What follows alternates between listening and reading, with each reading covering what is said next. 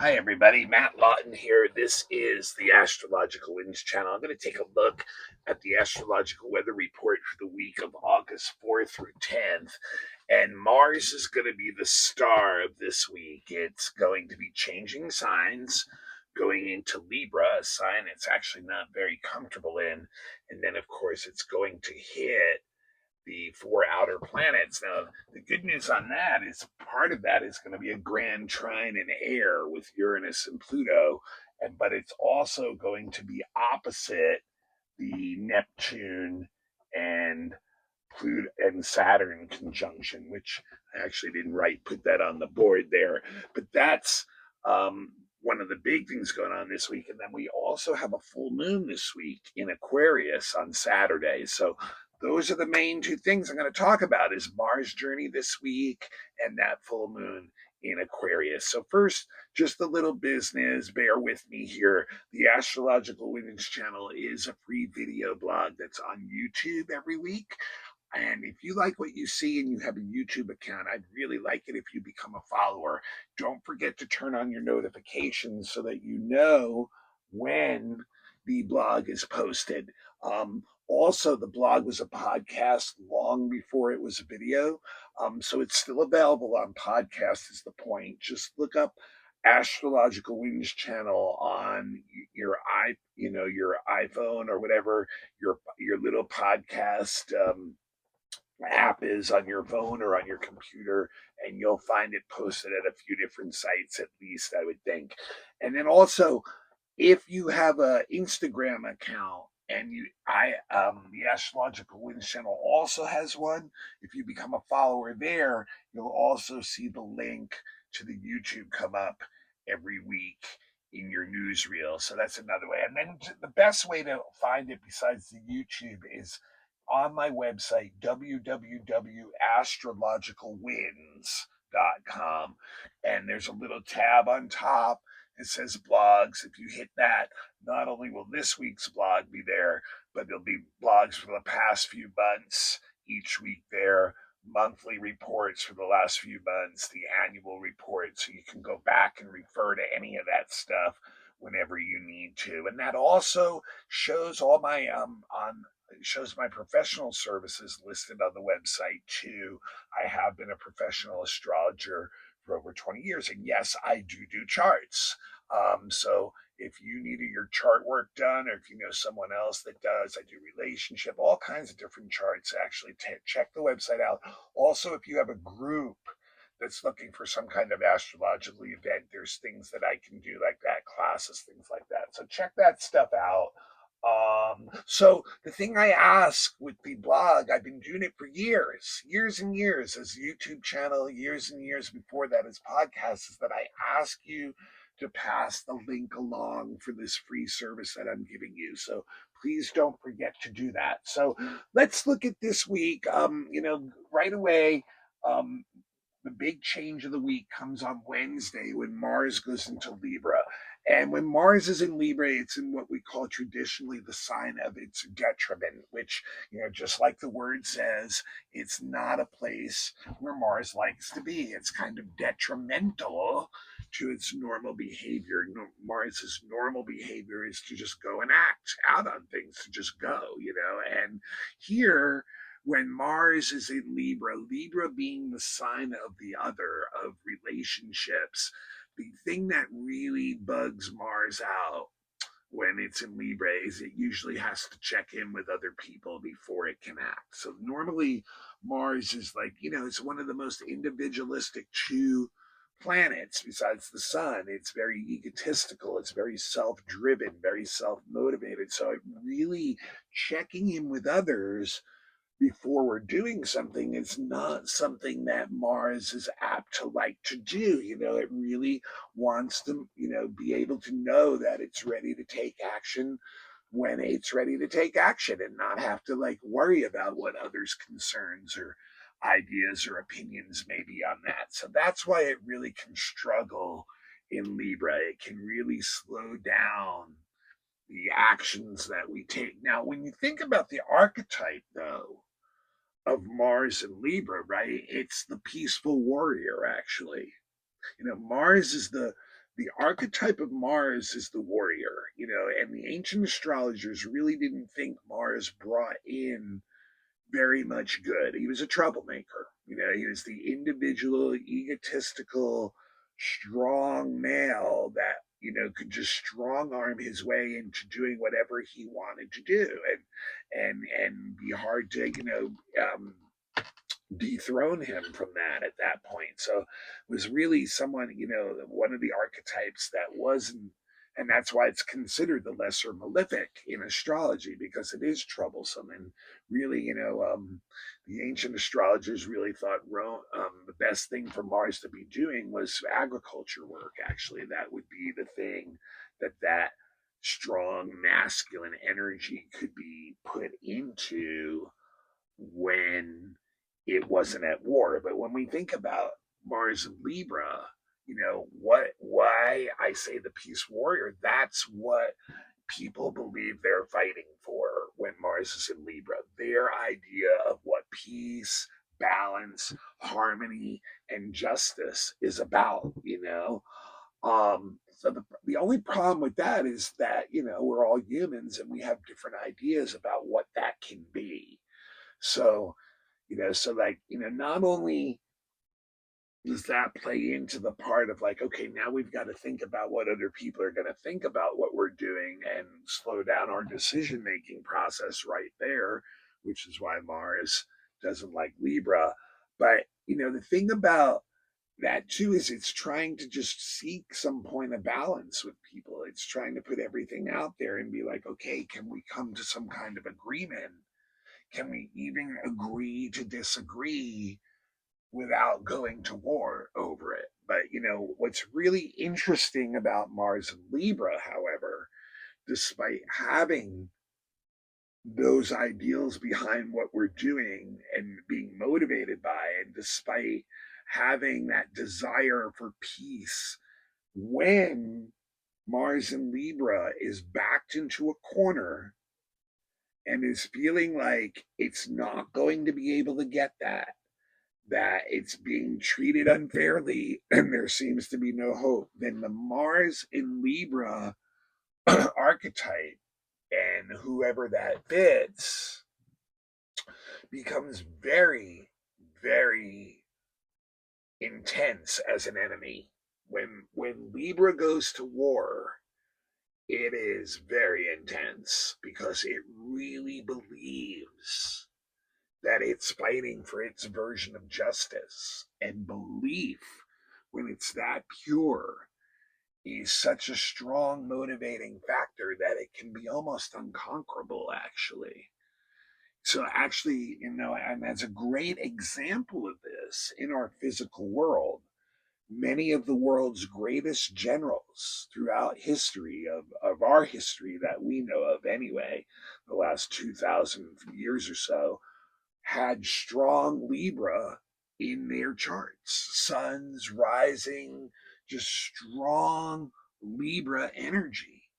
So very successful. So so my point is when Mars is in Libra and someone is feeling like they're not being treated fairly, they can become one of the fiercest opponents you could ever have because they really believe that they're fighting for something that they really see as an injustice. And it can be a skewed viewpoint. I mean, we've got a world right now.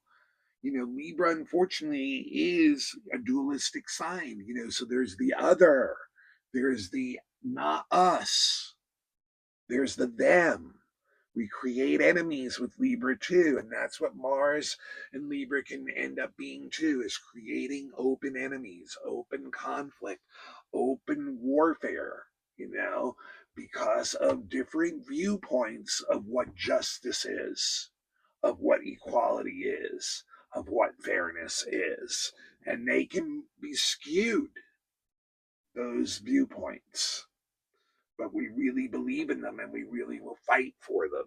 Now, the thing is, on an individual level, the normal modus operandi for Mars and Libra is to cooperate.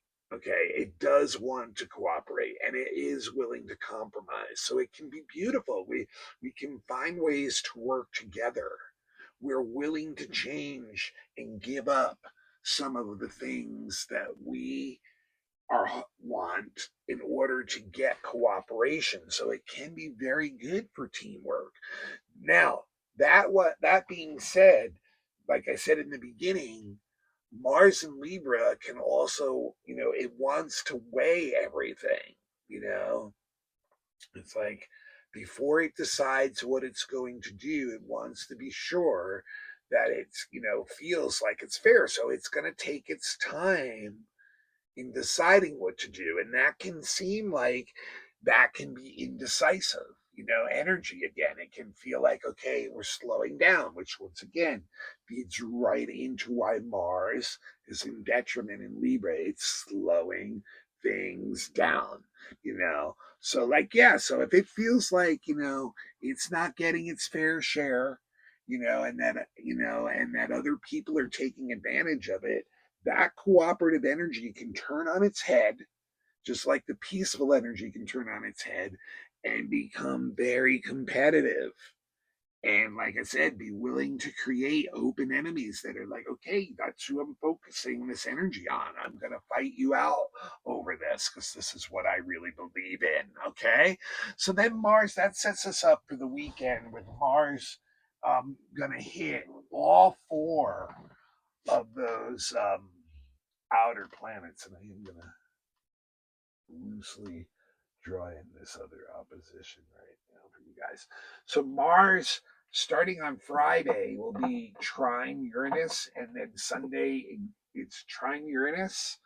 Here's Mars here in Libra, okay, and then trine Uranus over at the beginning of Gemini, and then trine Pluto retrograde at the beginning of Aquarius. So a grand trine in air, and grand trines are the best of all the aspects of all the grand aspects.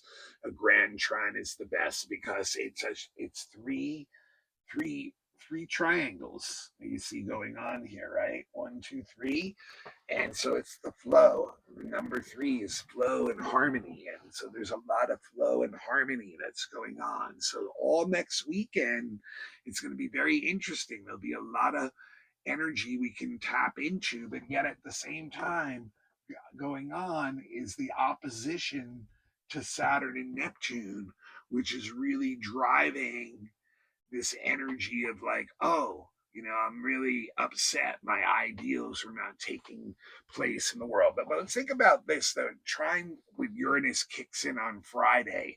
And this is going to be a lot of stimulation to us. The Mars, this grand trine is really going to super stimulate, especially our intellects, our minds, because it's in the air element, right? And so we may have some very groundbreaking new ideas hit us very suddenly next week and weekend, and we can make a big burst of energy where we can make a quick jump, a really quick jump that brings in a lot of change and transformation very rapidly. It's like this burst of energy, boom, and like effortlessly flows out and brings in some change very rapidly. And yet a Pluto shows that that change can be actually very transformational, that we can hold on to it and it will be effective for a long time. It may be literally change our life path even somewhat. So it can have very lasting effects. Now, these three together are very innovative. They're very creative, right? They're very, they can take creative ideas and get very deep with them, and like, and then act on them, take these ideas that are stimulating us and act on them. And part of it too is it's really showing it's like feeding like this very individual part of us that we have something that shines and something that's very creative, that's very much in our essence, and that we can now bring that out very easily. We can And that can bring a lot of excitement, like it bring a lot of change into our lives. It can help us break through inhibitions that we've had before that and find new degrees of freedom and give freedom to others too. This is really like, one of those things where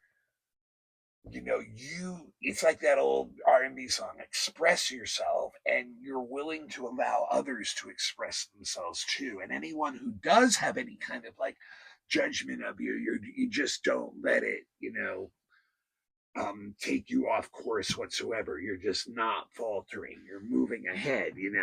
So there's a lot of motivation in this, like a lot of new ideas, new creative ideas that are coming in, and they can bring at the same time a lot of growth, a lot of a maturity, and stuff that we can actually share with society, which is what the Pluto part would want us to do, to bring this change and transformation that we're feeling, especially in our intellect and in our intuition, and bring it out into society. And so, like, not only create a deep change in us that's permanent, but also flow it out into the world so that others who we can influence are also benefiting from this energy. But at the same time, here we go with this opposition to the Saturn Neptune conjunction. And once again, those guys retrograde right now. This shows that the ideals that we have right now are still somehow being blocked in the real world. And this can be really, this can really pull the energy back. And it can be really kind of like almost feel like it's draining your energy, that it's sucking energy away from you. It can wear you out. It can stress you out. It can be like, why are these authorities or these people or these situations never changing? No matter what I bring to them, I have these wonderful ideals. I have these great ideas, and like, I'm running into like discouragement over and over because the real world is not cooperating with this energy. And so, like, and the opposition on this one shows that other relationships, other people are most likely going to be the source of the blockages. That other people can be hitting us at our weak points and trying to make us feel like our efforts are futile, trying to pull the energy out of us, whether they're aware of that or not. This can hit our weak points. This can hit our confidence. This can really trigger fears in us, trigger inhibitions in us, and get us feeling like really upset inside. We start to feel very, very resentful inside, and then what starts to happen too is that we shut down. We shut down sharing how we really feel with those people who are triggering that. We can get really cooled off, or we can just go for escapism. We can go find whatever thing that we like to escape stress and discouragement with, and go imbibe in that. It's really interesting too with this energy, because a lot of times, especially Mercury retrograde too, it'll show like past actions are the things that we're having to deal with, or that people are calling us out on.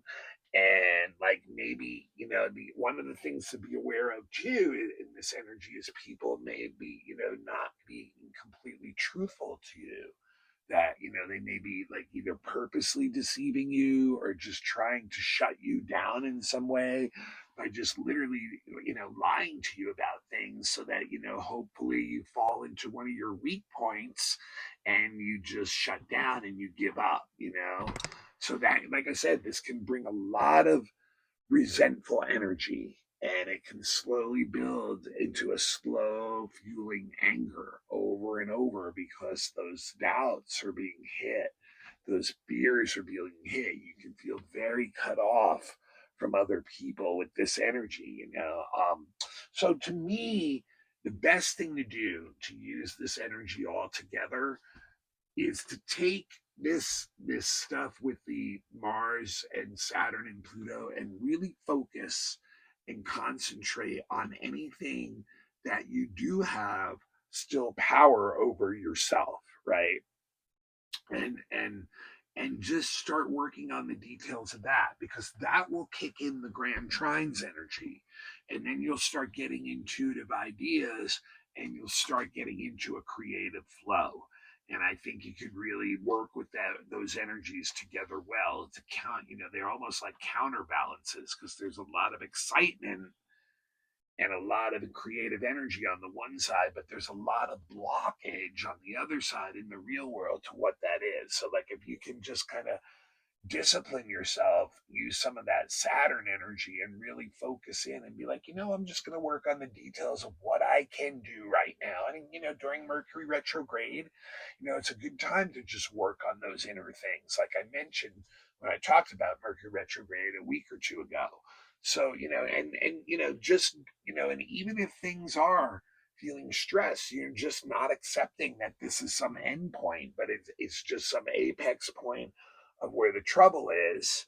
And now you can look at what you can do yourself now. Now, one of the other things I want to just warn you guys about with the Mars, with the opposition Saturn, Neptune, is definitely to watch your bodies too, to be really careful that, our bodies can be weak, can be invaded by illness or disease with that energy. So we want to be really careful that we're taking care. And maybe once again, the Grand Trine might give you some great ideas on how to protect your body. Okay. So Mars has quite the journey. And like I said, Wednesday going into Libra, and then all next weekend involved in these big aspects with these other planets. And, I think there's a balance point in there. There's still going to be a lot of blockage and frustration in the real world, but we can still self motivate and do whatever we can within our own power and sphere right now to keep moving forward. Now, the other big thing is Saturday's full moon in Aquarius. So there it is at 17 degrees Aquarius, opposite the sun at 17 degrees in Leo. So that's where you want to look in your chart, where 17 degrees Aquarius and Leo are. And those are the two houses that'll show you where the full moon is really shining a light on that part of your life, most likely through some kind of stressful thing, many times, once again, through other people or situations that we have to make some kind of decision about. It's almost like, it's so in our face that there's not much we can do about it. Now, what's interesting about this full moon, it doesn't have any major aspects to any planets. It does do a semi square to its ruler, Saturn, which is conjunct the Neptune, which is definitely stressful. But what's really interesting is it actually aspects all four of the major asteroids. It's conjunct Pallas. Pallas is up at 17 of Aquarius too, which is really interesting because Pallas and Aquarius are very similar energies. And then it's also square a Juno Vesta conjunction in Scorpio, and then not on the board, it's also sextile Ceres. So it's hitting, the full moon's actually hitting all four major asteroids. And in a nutshell, to me, this full moon is still showing basically there is a lot of frustration and tension in our worlds today, both personally and in the real world, because of division, because of seeing things a different way, because of being stuck on different beliefs, different viewpoints that divide. Okay. Now, that moon in Aquarius, that full moon in Aquarius, is looking for solutions to what it sees as a lot of the problems in our lives and are out there in the world. It's looking for innovative solutions. It's looking for intellectual solutions, like things that can help change things that are stuck and seemingly broken and in a tension point. So so they have a very logical approach emotionally to things under this energy. We're very much in our heads actually when the moon is in Aquarius, and so, like, it's funny because the moon in Aquarius will actually see emotions as something that can block, that are messy, that can block what it really would like to see happen, the changes and the values that it has. When the moon's in Aquarius, we are very social. We like to have a wide social net, and we like to go out and share ideas with other people.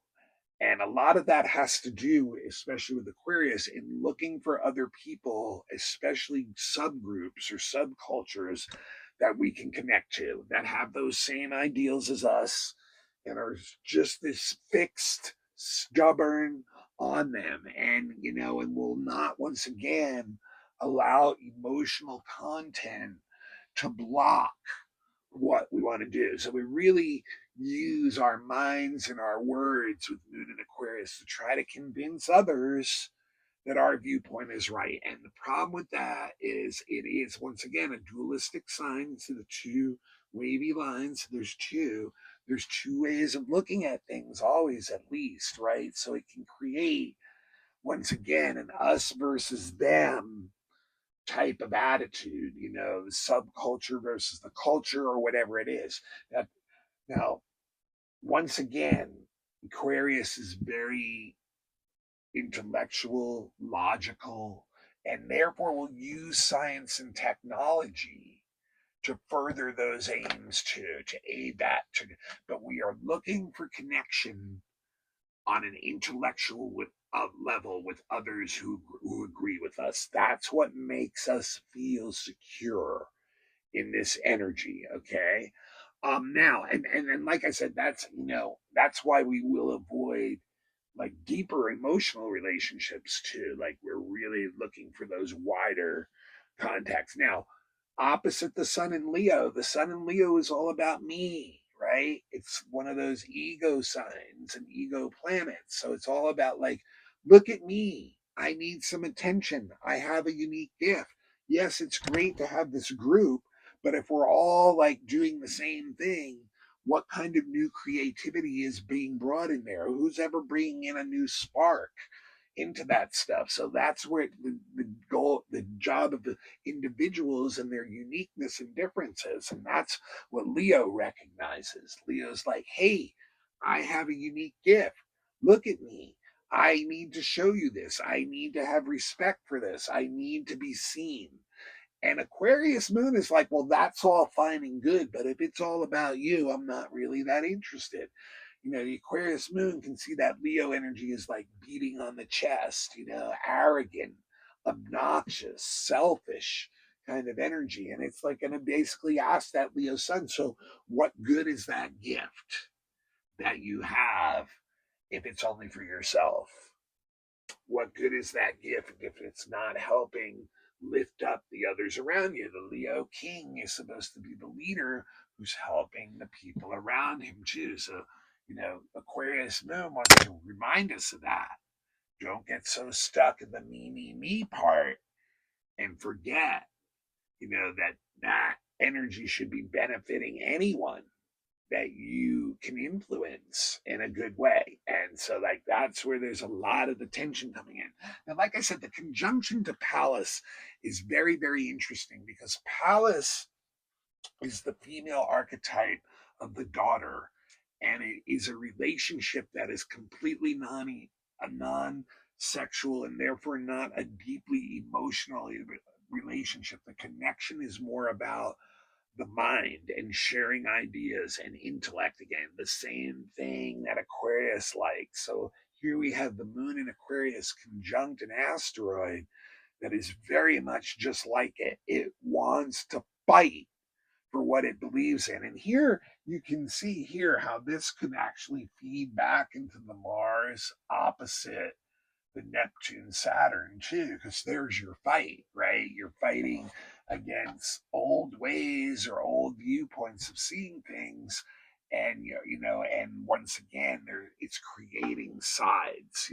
It's like there's like, okay, and once again with Palace, it wants to find that subculture. It wants to figure out, it can be very brilliant with its insights, just like Aquarius. So it wants to figure out ways intellectually to out strategize the other side, And once again, Palace is all about fighting for what she believes in. So, what a combination of this energy. It really can put people in a fighting mood. And it's interesting because, like, there's a lot of intuition and creativity behind that. But once again, then we see that it's squaring Juno Vesta in Scorpio. So that's really interesting in itself, because it's like, okay, all of a sudden what's happening is you're finding that a lot of these ideas, there's disagreements with the other side. There's disagreements with people in your life.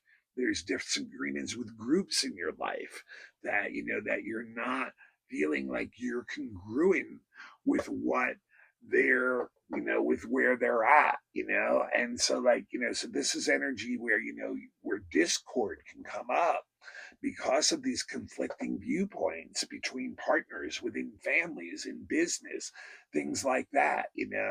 It's showing that, like, once again, there's a lot of emotional needs that might be being blocked by some of this stuff, and that's creating a lot of tension in people underneath, where they're not even feeling like they can really express that energy. So that can really hurt partnerships. You have to be very, very careful of that. The other thing is, then when you look at the ruler of the full moon, it is Saturn. Saturn rules Aquarius, as far as I'm concerned.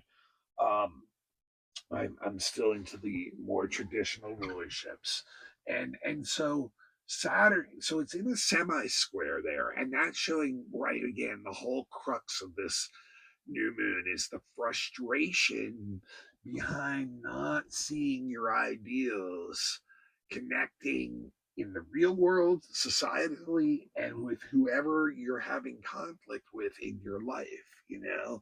And maybe that's because the Leo energy that's representing the person you're having conflict with just doesn't have those same ideals as you, or is just so used to being a certain other way that they're not able to be that other way. So there shows there's a lot of frustration there with anyone we perceive who's blocking us or trying to deceive us about what reality is, trying to confuse us about what reality is, trying to mislead us, and we can see it. I mean, Aquarius moon is sharp, it's very sharp mind.